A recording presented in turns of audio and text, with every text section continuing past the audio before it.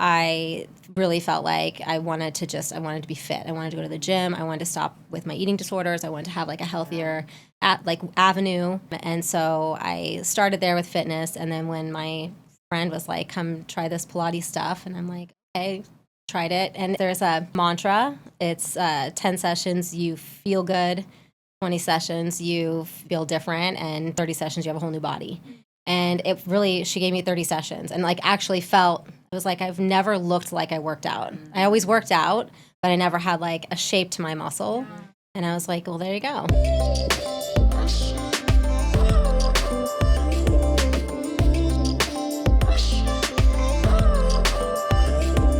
Welcome to recoverHER, the podcast where your healing journey begins. I'm Heather Novak, and I'm here with my co-host, Dr. Tracy Oppenheim, a compassionate psychiatrist. Today, we embark on a path of recovery and self-discovery.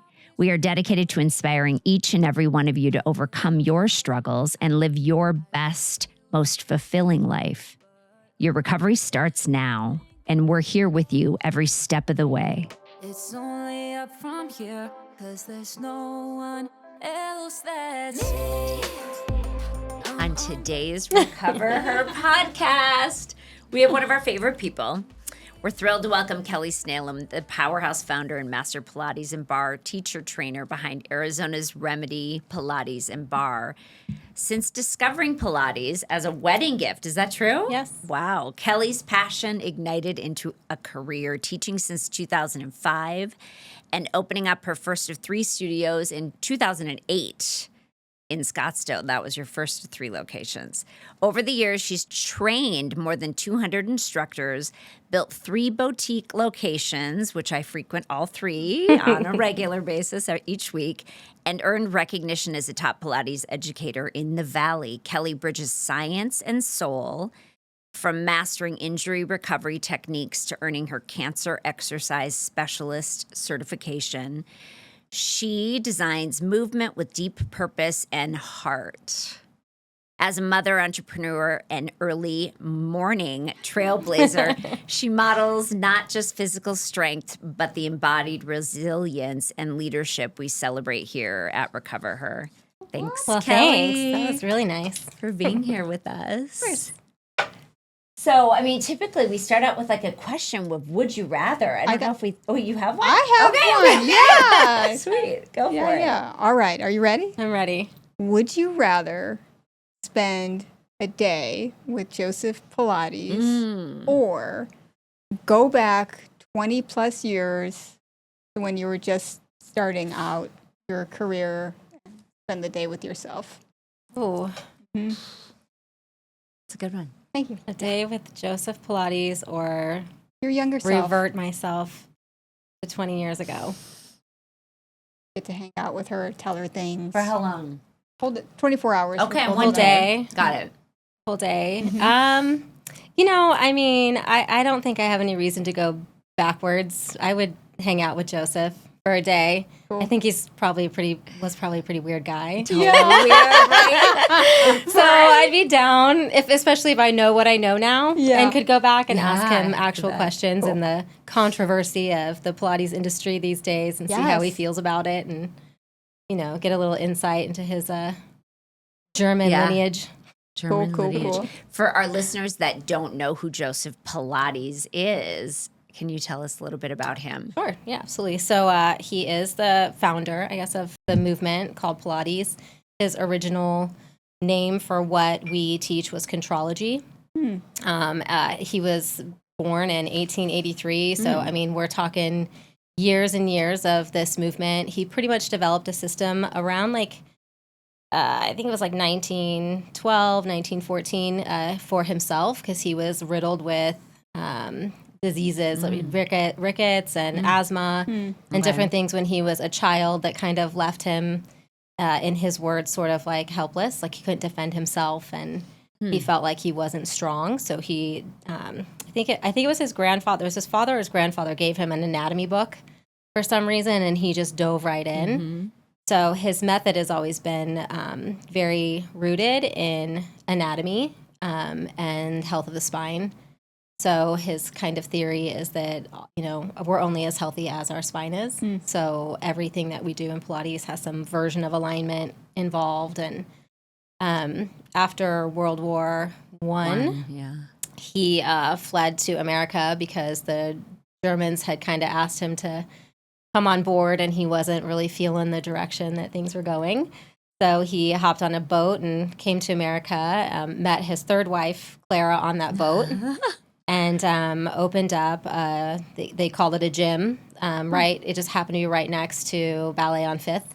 So he ended up working only with, primarily with ballet dancers, famous ballet dancers, and elite, a lot of movie stars and stuff like that were his clients. And he was just really well received in that realm because he was working injury recovery, and his background was with vets. He actually worked in with the Army in the infirmary, and they said his only limitation was that people couldn't get out of bed. Yeah. So he was like, they were like, you can do anything with these people, but they can't get up. And so that's how he developed spring system. He tore apart the bed springs, and I think that's fascinating. Yeah, he was he was really for sure. It's just a workout, but in the end, he really was beyond his years in intelligence when it came to movement, and how it's important not just to throw your body around, but to actually consider what it's supposed to look like functionally, what your posture is supposed to look like, and then move from there. And so he started this whole big process, and had a bunch of people that he trained under him that branched off into different areas and used their own education to make their own programs. And now right now it is trending hard. Trend, so yeah, for sure. Yeah, it wasn't quite like this in 2008. I can tell you that. Yeah, I told it was Bree when we first started that our topics, just the trending, it's Pilates or Love Island, one or the other. That's what everyone is talking invested about. in both right now, so that's great. Yeah, Same. It's Jordan's fault. What are misconceptions that people have about Pilates? I would say that a little bit that it's very similar to yoga. And I don't argue that there are similarities, because there are. They're both alignment based. You can do both on a mat without any equipment. I think the biggest difference is that there isn't that a spiritual component to Pilates like there is to yoga, but they both have mind-body relationships. They both have a lot of those things, and I used to say my go-to thing to say about that was that Pilates is more strength, yoga is more stretch, but I actually don't really agree with that statement anymore. I feel like both offer so much of all of those things. But I do think it's a different, it's a different workout. Sure. It feels different when you do it. So I think sometimes that's a little bit, obviously we have the equipment too that we can add into the mix. So if you're on a reformer or an apparatus versus a mat, that's going to feel different than on a mat. But I often hear that people assume that Pilates is really easy. Oh yeah. What? Yeah. They think it's easy. I think enough people have done it now where, and every, NFL athlete that's out there that's shaking on a reformer, has a couple springs on. Yeah, it's helped to change that. But yeah, I think that because it kind of there's some movements that you see relaxing. on If you're just Instagram. looking at legs straps. It looks pretty. Yeah. It does look pretty. Yeah, which maybe pretty could equal easy, because you're not dripping in sweat and all the things. But just take one of our classes and we'll adjust that misconception for sure. Yeah. But yeah, I would say that's one, or that it is only that you have to be flexible before you do it. I get that a lot of times from our male clients. They'll be like, I really want to try Pilates, but I'm not flexible enough. Right. And I'm like, that's what you're coming for. Or I'll hear, my husband wants to come to Pilates, but he feels like he needs a stronger core. I'm like, what? Yeah, that's what do how you think you you're get a coming strong for? core. Yeah. Exactly. So, Yeah, I actually have a slight... Ooh, riverbed? No. Sometimes, but discomfort from Jess's class. Oh, good. Oh, yesterday. When you cough? So, move, twist, cough. So I feel good. That's good. What initially drew you to Pilates? 20 20 years ago after the wedding gift. Yeah, honestly, my friend was going through a certification that was only available to her from LA. And she had a little home studio and was like, I need bodies. And so she just basically was like, will you be my test dummy? And I didn't know. I had Pilates experience because I was an avid at home like VHSer. So I had Mari Windsor's Pilates, like mat Pilates programs, Oh my God, and stick them in. and like her doing hundreds on the floor, you know, and all these weird exercises. Yeah. And I thought they're weird, but I do feel like they work. Yeah, something's going on. And so then I hopped on my friend's reformer, and I think there's always been a part of me that has been very drawn to movement, fitness. You know, when I was a junior in high school, that's what I asked for Christmas for my mom and dad. I wanted a membership to a gym because I was sort of desperate. Yeah. You know, felt very major body dysmorphia. I mean, I don't know many teenage girls that don't deal with that. Or even adult women. Yes, that don't, yeah. I right? think it just starts then. Yeah, it does. And I really felt like I wanted to be fit. I wanted to go to the gym. I wanted to stop with my eating disorders. I wanted to have like a healthier avenue.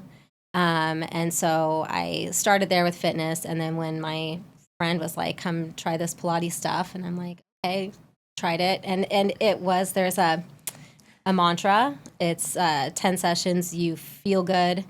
20 sessions, you look or you feel different, and 30 sessions, you have a whole new body. And it really, she gave me 30 sessions and like actually felt, it was like I've never looked like I worked out. I always worked out, but I never had like a shape to my muscle. And I was like, well, there you go. Yeah. Like bada boom, bada bang. So you're hanging out in her home studio, and at that point, what was your relationship to your body? Like, how did you feel in your body? Let's see, I was 27, 28. And I think I was probably a little bit more comfortable than I was when I was younger. Okay. But honestly, I mean, even till today, you know, like there's just always things and stuff I wish I could change. I actually was at Ideal Image yesterday getting my chin hairs lasered off. Nice. Yeah. And I just find good light. yeah, it was great. It was great. And I found myself asking the person if they have anything that they can do about cellulite. And like, I have had cellulite on the back of my leg since I was 10. And I don't know anybody that doesn't, by the way. What I know, and if you ask my daughter, she thinks I'm crazy because she's like, Mom, everyone, like her generation, she's like, everyone has it. Like, I don't know what, you know, and I have been obsessed with it my whole life. And the one was like, well, there's not really that much, you know, and I felt disappointed that I couldn't pay, like, just be done with it. You know, can I just pay someone to take care of this lifelong problem? Earlier this week, too. Yeah, it's so silly. And I got in my car. I was like kind of mad at myself I'm like, what am I doing? I work so hard. It's still in there. So, you know, I mean, I was trying to get wedding ready at that age, and so I probably looked better than ever. Got you. And you were in advertising at that point. I was, yeah. That's where my husband and I met. And it was I loved that career. I modeled it after Heather Locklear from D&D Advertising, Melrose Place. Nice. Yeah, I couldn't pick it. Did you grow up here? Mm-hmm. You did. Okay. I had trouble picking a major. I was like a total major hopper, and I finally was just like, you know what? I'm just going to be like Locklear. Perfect. Just a brunette one. Totally. And I did. The first thing I did is went and bought like little suits from Express. And I mean, that's awesome. So good. It was great. Express and Ann Taylor. Uh-huh. No, I wasn't even Ann Taylor. I was like, Express. That was the max my budget was. Yeah. Maybe a spree, Forenza. Right. Yeah, that was it. And so then making that shift from advertising to wanting to be a business owner, how did you jump in and make it happen? Yeah, that takes guts. It does. I definitely get that from my dad, for sure. He was very entrepreneurial in his life, and I think that I don't remember being scared, if that makes sense, like really ever. I just told myself it would not fail, and I was not planning on this career by any means. I was super happy in advertising and very comfortable with working 80 hours a week. I'm in 80 hours a week, and I am down. Like I loved it. Literally, it was like a just little trickle effect of life. I went through Pilates certification just because I wanted to be able to use the equipment for free and like teach like once a week, once or twice a week. Yep. No big thing. I loved it. I wanted to do something in fitness for my life that was like a side gig. something that made me feel good. Yes. Pilates was like spoke to me for sure, like right away. And then I decided to get certified. The day the certification started, I found out I was pregnant with Mason. Wow. And then, and the teacher was like thrilled. She was like, "Yes, perfect. We have a pregnant girl in training. It'll be great." Yeah. So I went through my whole pregnancy. My advertising job was super supportive of me doing that, which was also awesome. And then, December, Mason was born December 10th. And on December 3rd, my dad was diagnosed with terminal brain cancer. And it was just a whirlwind. And my extremely patient and supportive husband, I just looked at him when my maternity leave was over, and I'm like, my priorities, I can't do 80 hours now. Like I was like, I'm never going to be the same account executive I was before all this. I'm never going to care that much about someone's Pantone color on their tree card for their, or their website. Like, it's just like a different feeling. And I was like, I need to put my heart and soul into something I can be compassionate about and for. And I told him, I'm like, I promise I will do something with this. I don't know what. Right now I'm going to raise our kid and help my mom and be with my dad while I can. And he lived for 10 months. So my Mason got 10 months of him on his chest for the most part. But it was heartbreaking. It was a terrible, terrible way to go. Tough. It was hard on my mom or my brother and sister. I mean, like, we're all really close. And that was it. That was 2006. I worked at that studio for a couple of years and got pregnant with Dara. Very quickly after. Found out I was pregnant with her on the 17th of October. My dad passed away on the 11th. My birthday's the 18th. Wow. I just rolled right with it all, Yeah, it and did. then opened Remedy in 2008. And I don't know, like, I just was like, it just kind of happened. Like, I wrote a quick business plan after I looked at a place. Like, Sure. like that And was- that's how you do it. Yeah. Jump. She just jumps. Yeah, I was just thinking that because so often you get stuck in the planning or the idea how. of They something, get stuck in they're the in their how. head versus the The doing of it. And so you just showed up and you had a connection. Yeah. You belief in yourself. I'm sorry about your dad. Yeah. Thanks. I know. It's been this long, and it still is like a deep wound. Like, it was a big loss. Like, it changed the dynamics of our family, I love your mom too. And She's amazing. women of all ages can benefit from this type of workout. Your mom practices a lot. She does. We're so often bookends on the in reformer classes with all of the other young girls in between us, and we hold our own just fine. You do. Yes, we do. You do. Yeah, she's That's 70, great. 76. Yeah, and practices. And she practices. She's out actually, like, right now on a kayak, Ugh, cruising around Yep. a lake somewhere, and keeps you yeah. mobile. Yeah. And to give her a lot of credit in this whole path that I took too, my dad was gone, and she just literally was like, you can do anything that you want to do. You have this gift and all of the things. And she, to all three of us, my mom is always extremely supportive and not in a pushy, yucky kind of way. She's just like, what do you need? What do you need? Yeah. Which is so great for me to be able to give her Pilates Yeah. and give that back to her and watch her move and stay young. And Right. Yeah. And it's Absolutely. impressive because it is a really challenging workout. And, It is.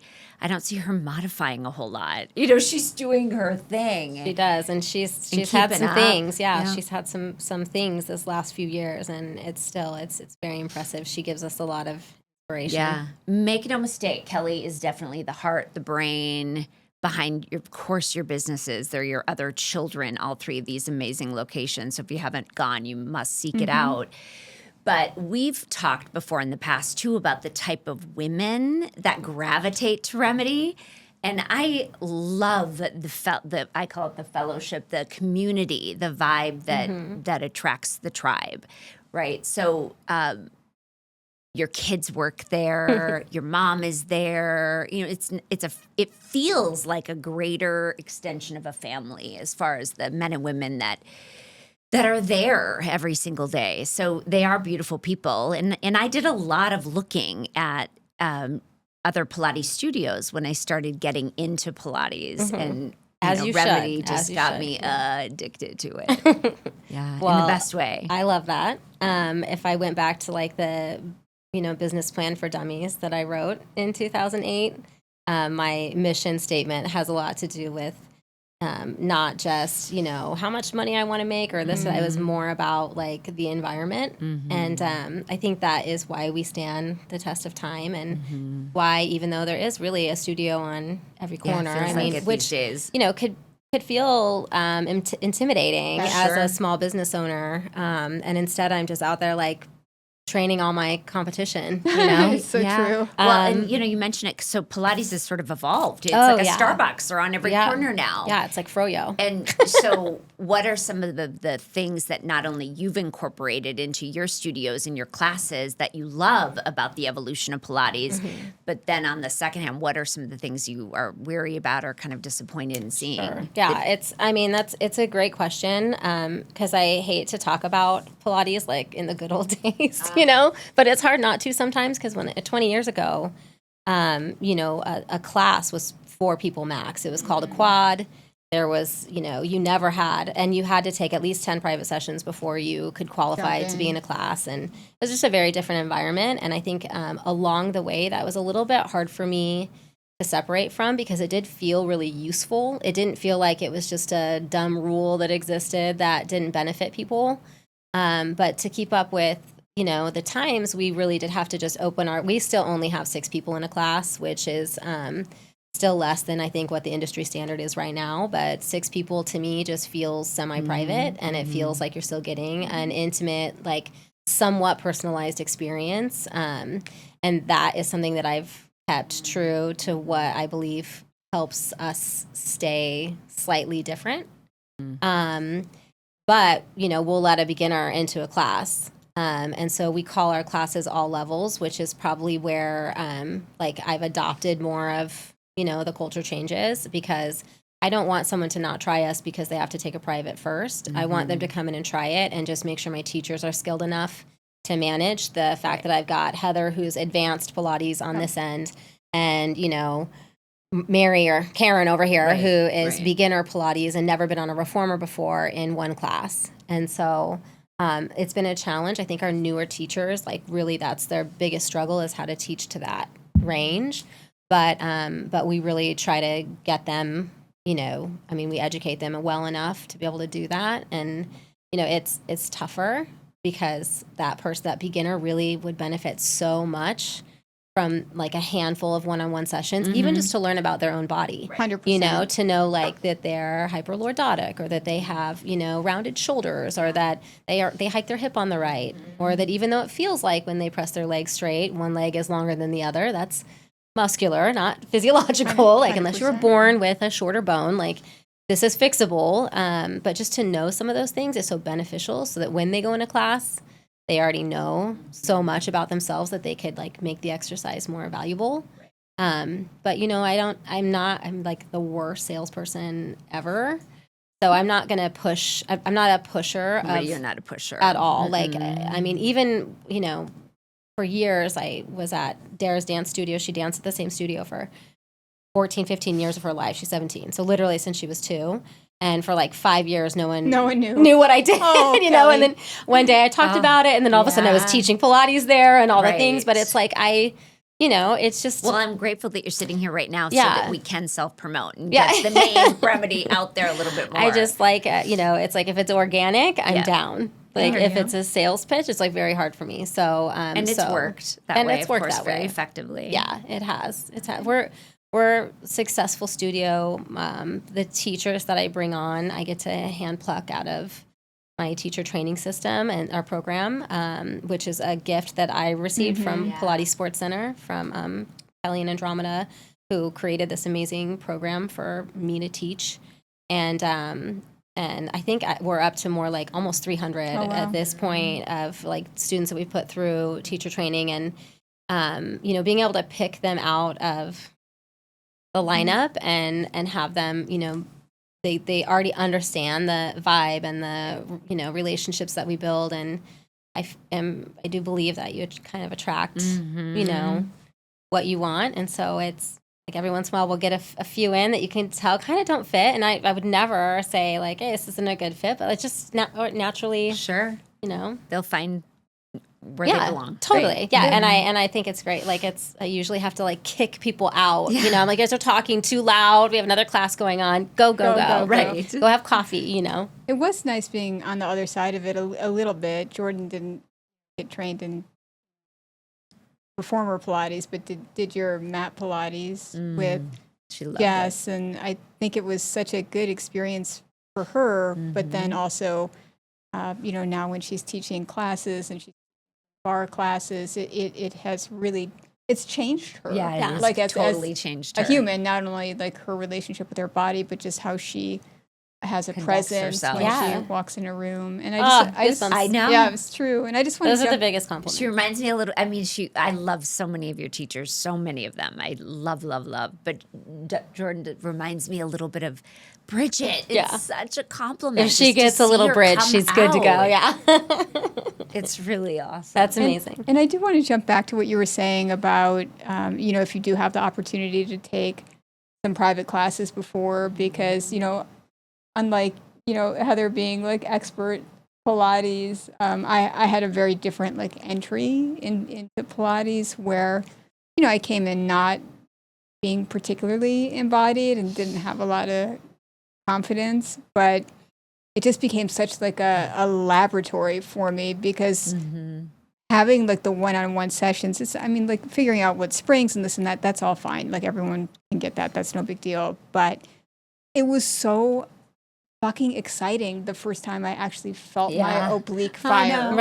Right. And finding your transverse, like finding Yeah, low abs. I didn't even know I had that. And it's a huge disconnect for women, you know? I mean, it's a huge disconnect for men too, but like for women, especially if you've had a C-section or anything that's been trauma. to get it to fire back on. So that was those handful of privates I did, and then jumping into the group class, and then periodically, even, you know, after I practiced, you know, and had been more experienced, being able to then go back and have, like, you and I work together a little bit. You know, I've worked with a couple other people as well. It's just, you just get to learn about your body, so it's less about perfecting some type of technique, and you can really see your slow development. And I initially, when I walked in, I always think of that Saturday Night Live clip about Pilates. That next morning, I think you got 500 of them in your inbox. Easily.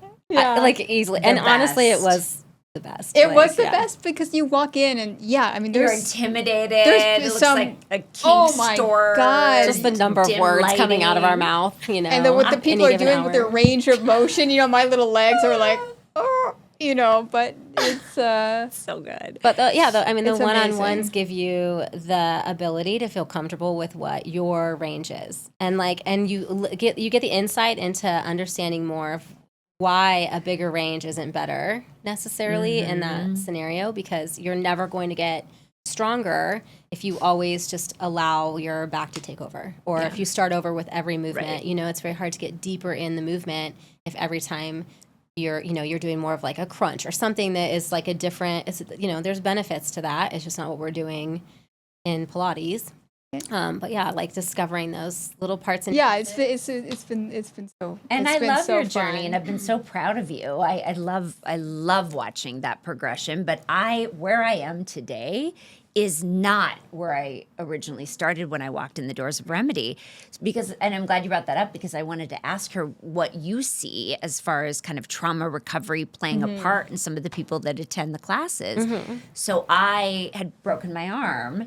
And my humerus Understatement. I mean, it was in half, and I hadn't broken a bone before. And I've practiced yoga for over almost 30 years.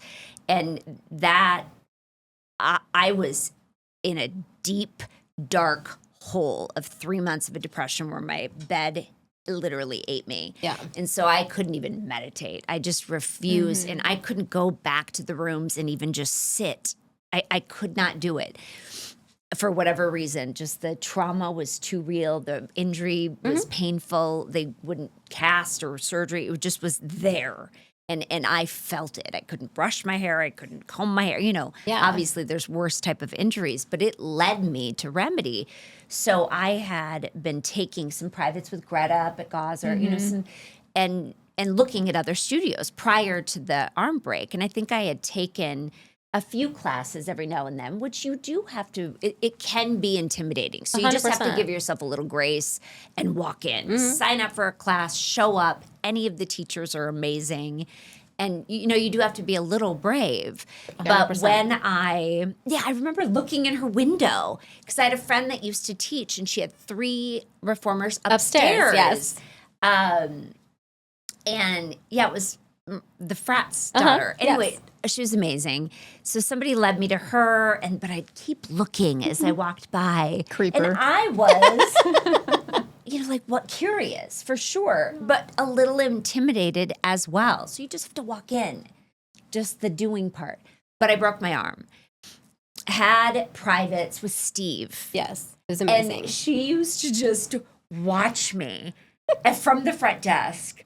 Because I think you saw me a little bit before that happened, and I would cry because I couldn't do a wall push-up. Yeah. A wall push-up. And I would just, it stripped me all back down to the basics. And coming back to what Joseph Pilates was all about, in injury recovery and prevention of it with the reformer, being able to lay down and have something that almost felt like it was protecting me. Yeah, zero gravity, right? Zero Like all of the gravity. things that impede you from, just gravity itself. It can be enough pressure to bother your knees, so you're laying on your back. And now able to there's rarely a day that goes by that I'll miss a group class. Right. And, you're one of my absolute favorites. So, and you're challenging, and I love that challenge. Good. But, I did come from 0 to where Very I'm at true. today. Yeah. I think that, the things that I recognize the most, there's a very specific literal healing process when you have an issue, a break of some sort, or when you've been referred to us. I have relationships with neurological PTs and people who have graduated from physical therapy, but they're not ready to necessarily participate in their normal everyday sport, like even runners and people who move. So like for you as an example, you're a mover. So movement to me is not just about the physical aspect of it. It's very mental. It provides me, it's for sure. I mean, I could probably classify myself as a movement addict. If I exercise every day, I exercise when I'm on vacation, like it's part of my routine, makes me feel good. It's not just because The release of the endorphins itself. And so when you can't do, and I mean the word can't, like when you have that happen, it's very dramatic, right? Sure, It's like when terrible. you have any kind of debilitating injury.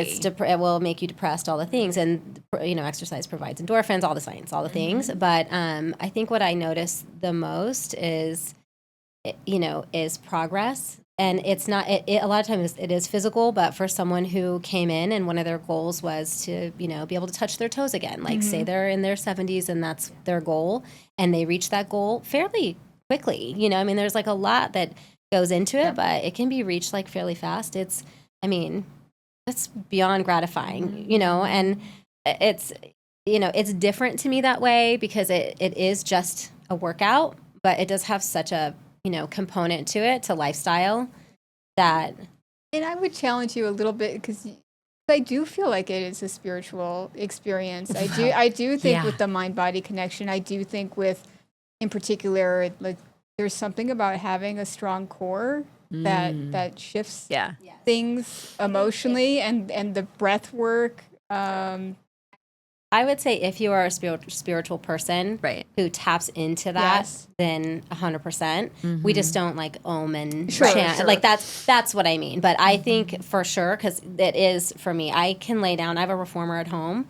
And if I am having a hard time, like I can't clear my brain, whatever it is, I can lay on my reformer and do the 5 things I love the most, whatever, and close my eyes and just feel the movement and enjoy the straps pulling me around a little bit. And it's cathartic. Like, I can lay my knees over the foot bar and fall asleep. Like, it's silly, but it's, it is one of those things. And that is like a spiritual. But the biggest gift too, I think, is just the ability. I feel so strong in Yes. Pilates. Yes. I feel so strong, which means then it just it does seep into every other aspect of your Yes. life. I feel so capable and so strong, and yeah, it's if as teachers we can give strength yeah, to our clients, our students, I mean, it's a done. win. Sign you me said up. You have a reformer at home, Uh-huh. and you have your go-tos. So, what are your favorites, and what's something that are not your favorites, but you make us do anyway?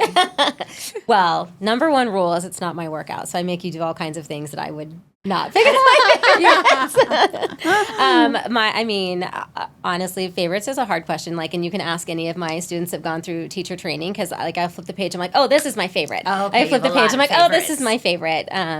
Because they all have so many, just like there's so many ingredients to one Pilates movement that like when you put them all together and you flow them all together, like my favorite part is is building upon the movement. So I like a good like around the world The workout. full transition of it all. Yeah, and I mean each individual exercise within that mode, I hardly even could tell you what I Yeah, I did don't know because how it's you just don't do what you do. the process. But I will admit to not loving swimming. Oh yeah. Don't love it. Don't It's love probably it. my least favorite.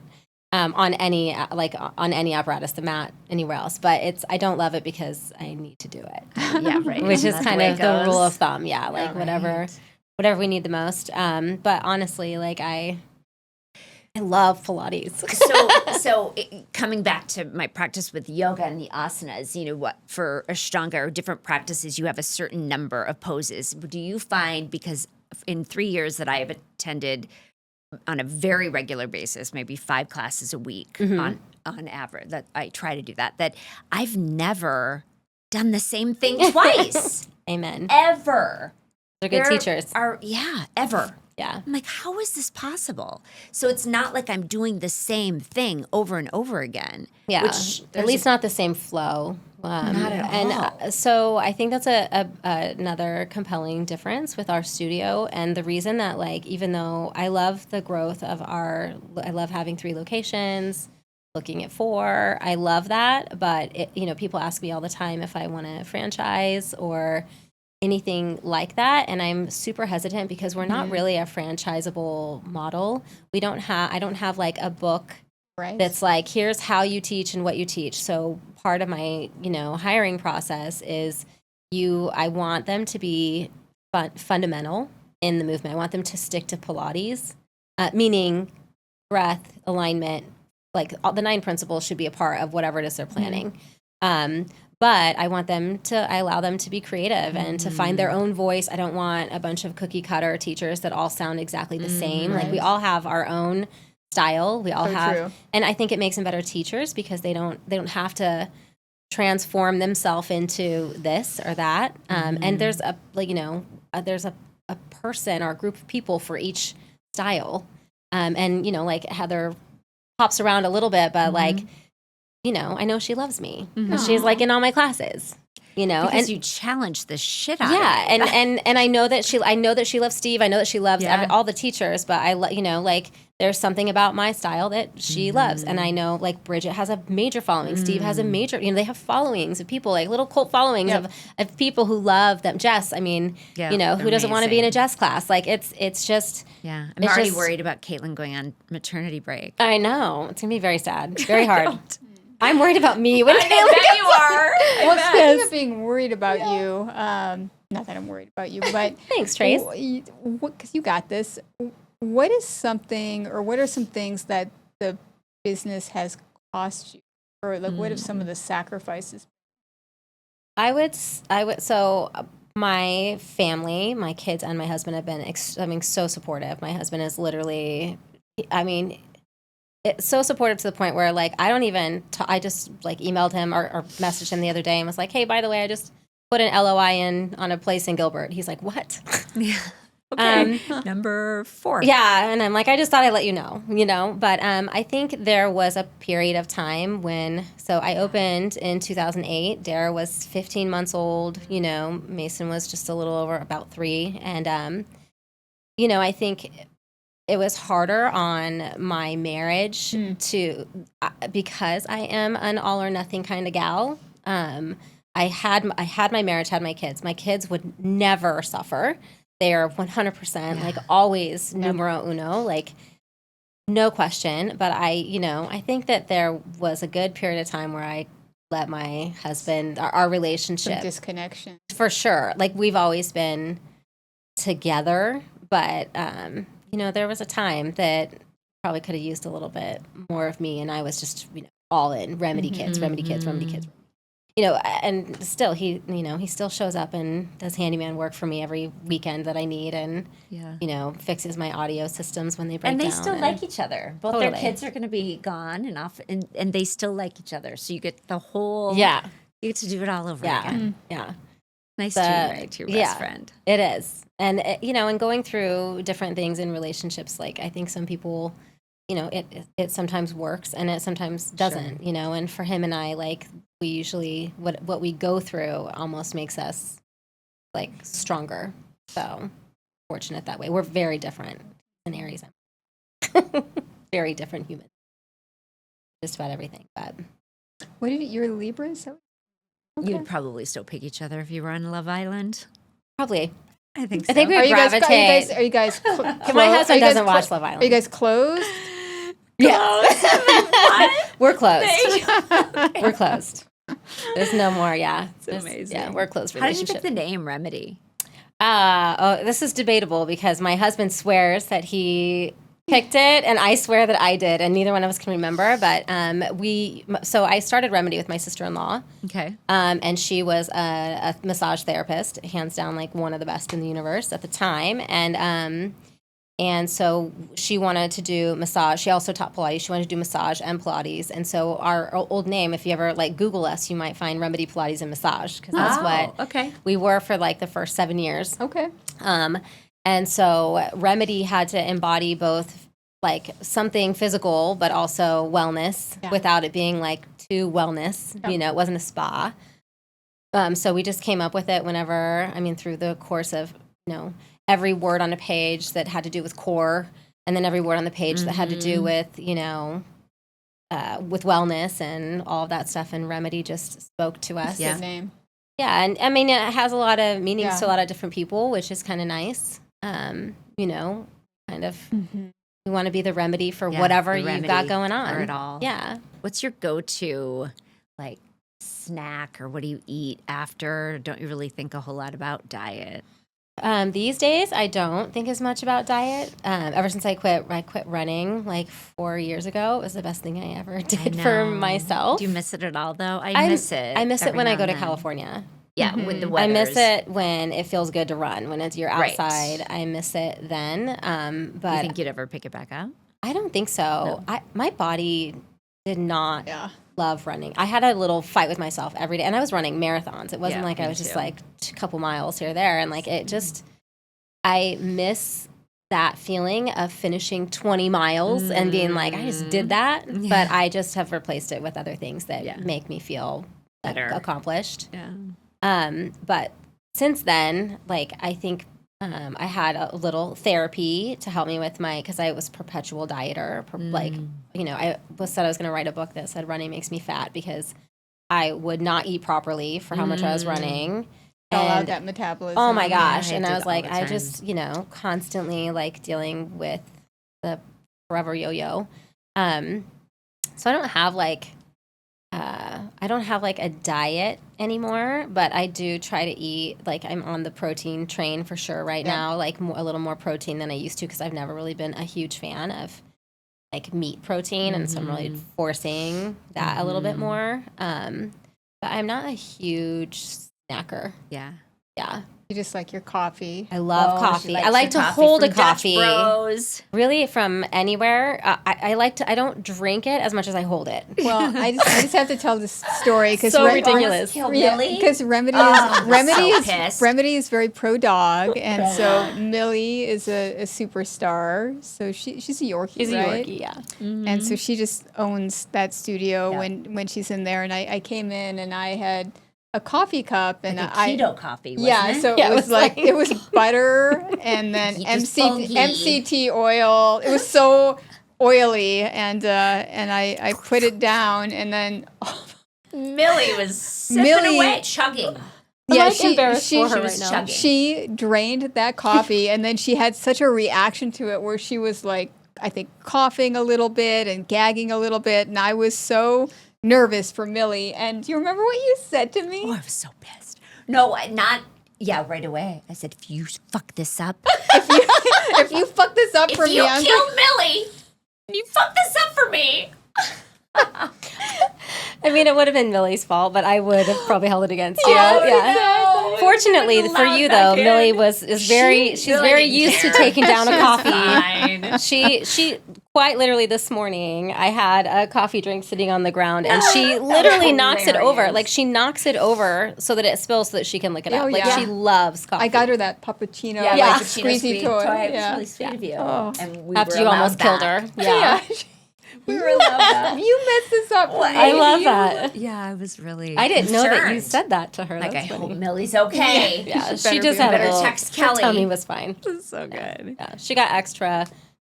Well, extra goodies that day. As we wrap up, a powerhouse female business entrepreneur, what is your favorite thing to do when you're not working or teaching or thinking about Pilates or planning your next workout on the reformer when you're at home? When you're not dreaming about Pilates, what's your favorite thing to do? I mean, honestly, anything with my kids. Like I don't care if it's like sitting on the couch or, I mean, I am hopelessly addicted to time with them. So if I can get any of it, I'm happy to have it. Whenever they're both in college soon, I hopefully can pick up reading or something. I can fill my time with. And I'm also I will binge watch some mindless Love Island, whatever it is. Like I'm shameless, like no problem with the worst TV ever, and I will potentially stay up till 4 a.m. if I like really want to watch something. Yeah. So. Favorite character in Love Island? Oh, I mean, what's her face? I don't even know all their names. What's the girl who's causing all the drama? Oh, yeah, somebody was Diane. talking about it this morning. She has a weird name, and I can never remember. Amara? I Amaya? don't know. I don't know. Oh my The one gosh. looks like Ariana. She's beautiful, but she caused all this drama. Yeah. She was Oh my doing the gosh, lap what's her name? dances and doing all the naughty stuff. Huda? Yeah. Oh, Yeah. Yeah, She's I like like the her one too. to love to hate, right? yeah. They keep her Being just so too she mean to her. causes all the drama. Yeah, good. But I mean, you've got to have you it. got to. Yeah. Yeah, I got sucked in a couple of nights ago. I was embarrassed, but I really did. My jaw was agape. And I walked towards the TV. I couldn't work, couldn't do anything anymore. I'm like, this is the best TV I've ever seen. You know who I'm obsessed with is the host of that show. Oh, yeah. She cool. is beautiful. She's bananas. She looks amazing. I think it's So funny good. too. All the women are always like, "Oh my god, you look so good." You know? Everyone looks so cute. good. Well, thank you for all you do. Absolutely. I'm Thank so you for all you grateful do. For you. So grateful for you Same. in that studio Same. and the community and the women it attracts, men it attracts, everybody. It's really something. Thank you. Come away from home. I mean, this is truly like what it's all about for me. Like I like if I didn't have to make any money, I would not charge a thing.